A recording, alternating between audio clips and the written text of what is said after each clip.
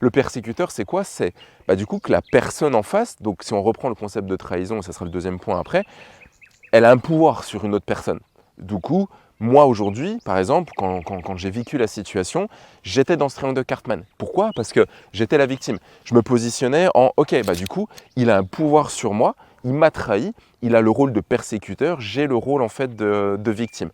Attention à ce que je vais dire, c'est à prendre avec des pincettes. Il y a des domaines dans lesquels ça va être compliqué et tout ce que je vais te partager, ça peut être compliqué en termes de concept à mettre en place. D'accord? Mais qu'est-ce qui se passe?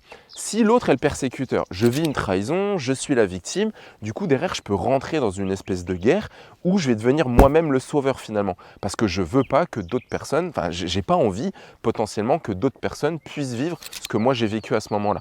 Et donc je vais tout faire par exemple pour essayer de sauver une autre personne. Ça peut être l'aider, ça peut être dire du mal sur le persécuteur, etc., etc. Tu vois ce que je veux dire?